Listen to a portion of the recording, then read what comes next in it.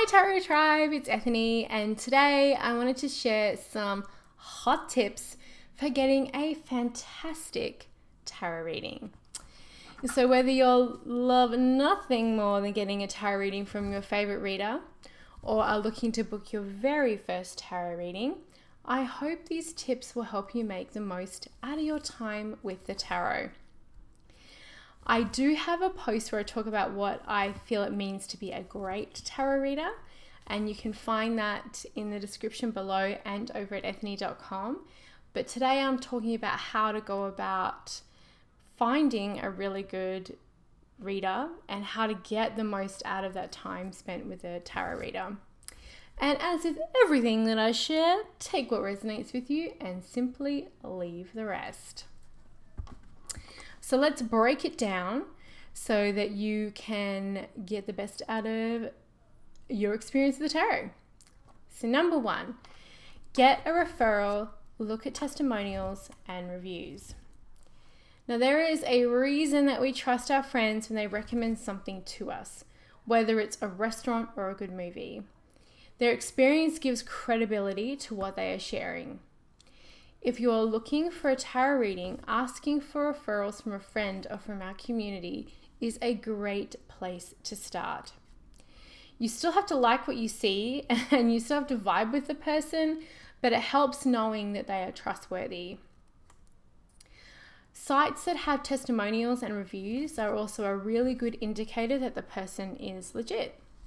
So I really dig that sites like Etsy have verified reviews, because you know that person has purchased an item from that store when they leave a review, and that can really help if you feel secure with who you're working with.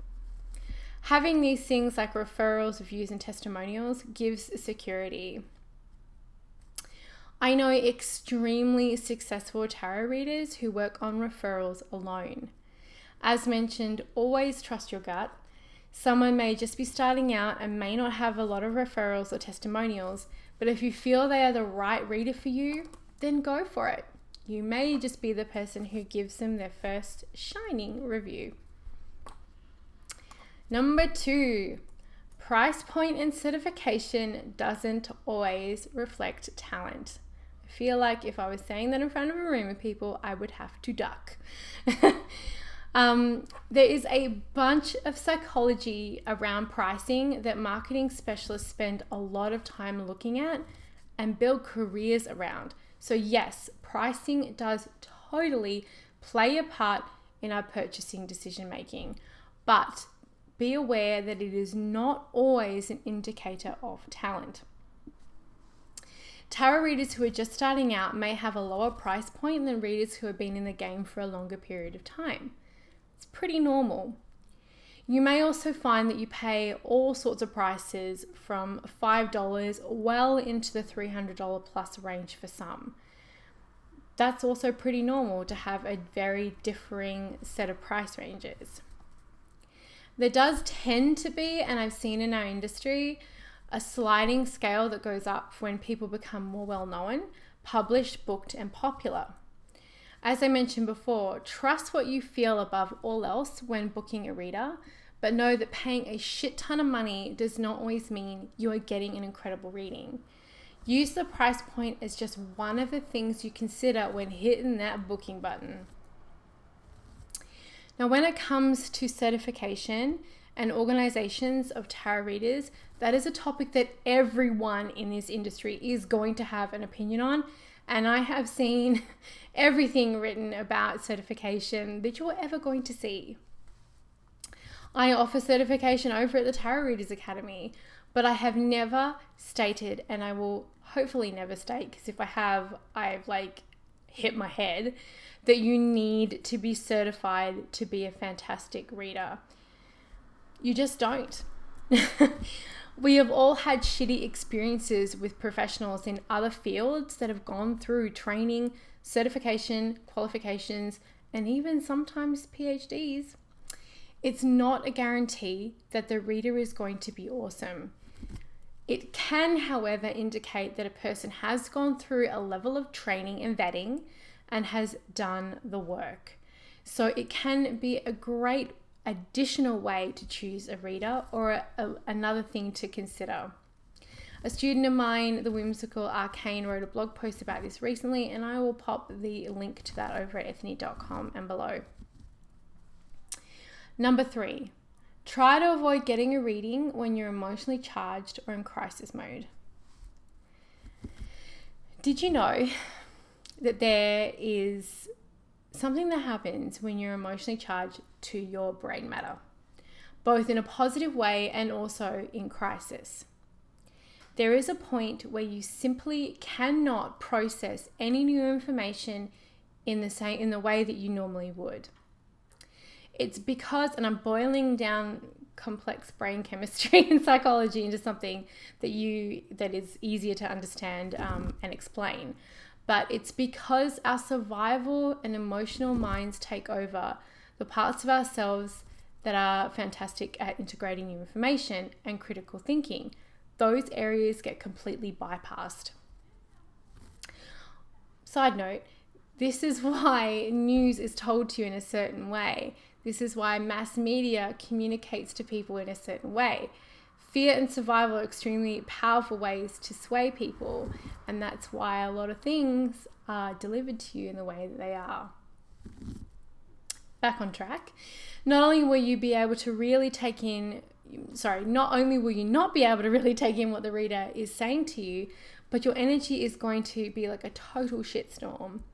The tarot reader is probably going to feel it if they are empathic like me, and they're probably going to feel you coming from a mile away.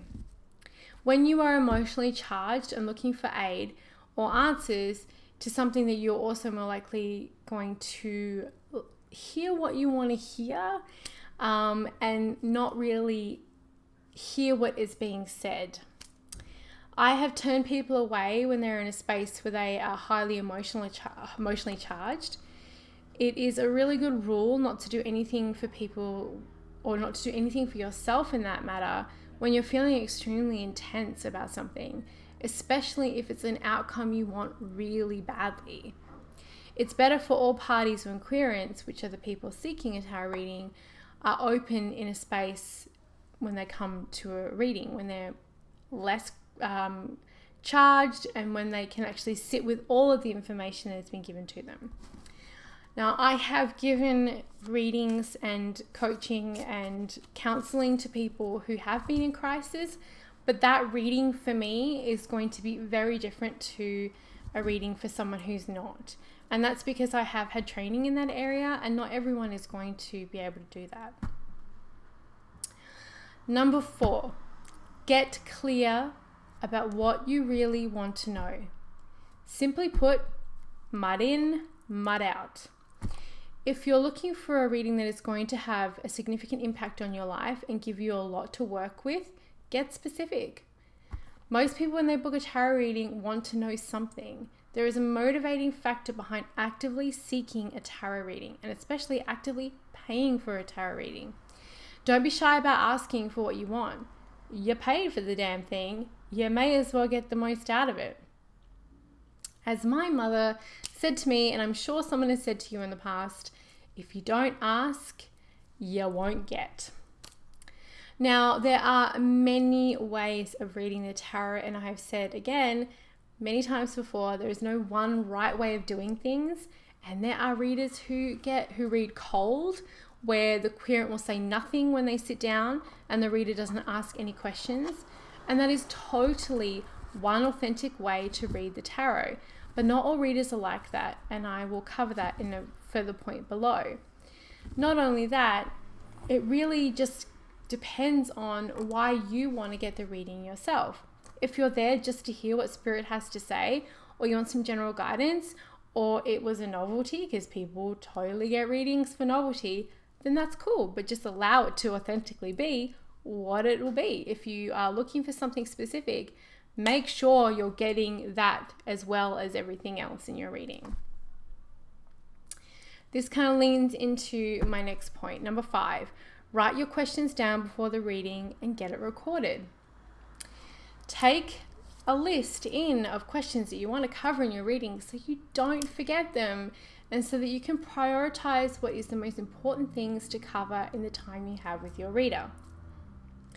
I have seen it countless times over the years. Queers sit down for a reading and admit that they have completely forgot what they wanted to ask.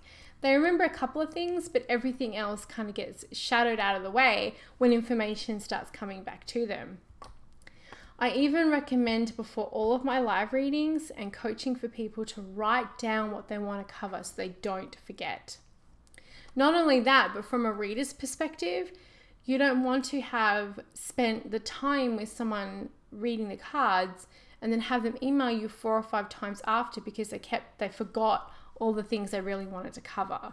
So that also saves you time as a reader. Doing this, writing down all of the things you want to cover, may also show that there is a theme or an underlying issue that connects all of your questions. So it may be the key in getting some game-changing answers. And again, I've seen this happen before my very eyeballs. So on top of this, I would recommend that you ask that the reading gets recorded. If you're doing a face-to-face reading or a Skype, there is a lot to usually take in. And I have never said no to a client when they've asked for a recording. I even recommend it, and I used to have a tape recorder. Yep, I'm that old for clients. Something that I learned from my tarot mentor back in Australia. All of my email and video recorded readings are on record, so I have no problem with my clients being able to go back and reread or rewatch the reading. I find that extremely valuable for my clients. Number 6, ask your tarot reader questions and research them. We all do it, let's be honest. We Google, Facebook, Instagram, Snapchat, Twitter stalk people we want to work with in most instances. Not unlike dating. I totally look at tarot readers' sites and web presences when I look at booking with someone. And yes, I get tarot readings too. I don't like reading for myself all the time, and I am going to write about that soon. The web is the modern business card, and it is totally what people are presenting themselves to the world as a professional. Now, I don't mean I really stalk the person. I really don't. But if you're looking to book with a reader that you're not familiar with, Google them and see if you like their vibe or not. You want to at least like what they have to say if you want them to read your cards and sit in sacred space for you. And my last one, and I've touched on this before, but it's the best way to finish off. Number 7, trust your gut. Above everything else on this list, and whatever else you're going to hear about booking a kick-ass reading for yourself, you have to trust what you feel.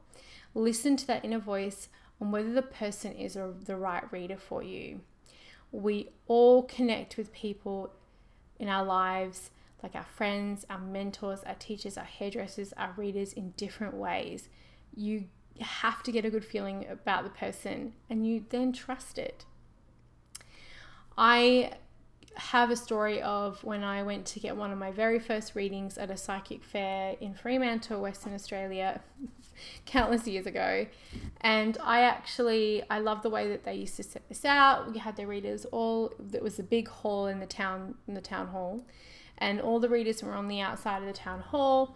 And I actually walked around the whole thing slowly and just kind of checked in and was like, saw who I was like, I didn't get all up in their grill because a lot of people were actually doing readings at the time. But I just wanted to check people out and see what their space was like and what their vibe was like. And I walked around the whole place once. And then I immediately, when I walked past the woman who I ended up getting a reading with, I knew that I wanted to get a reading with her. Didn't know what her prices were. Didn't give a shit because I was like, yes, this person is who I needed to have a reading with. She was fucking amazing. So definitely go with your gut for sure. And on the flip side, so that was my perspective as someone going to get a reading. On the flip side, as someone who reads for people daily, I hear it from the people who book with me that they like my vibe. And thank you so much for that. I don't think that there is higher praise than when people say, I trust you to be in my space. I trust you with giving you money, stranger on the internet. I trust you with the deepest parts of myself. Please read for me. I really feel like that is the highest and most humbling thing that you can get as a reader. So that is my list, my tarot love bots. I hope you found it. I hope you found that helpful. And I would love to hear how you go about finding a tarot reader to book with. Let me know in the comments below. And if you like the cut of my jib, you can always book with me. And everything is over at ethany.com. And as always, thank you so much for watching and stay gorgeous.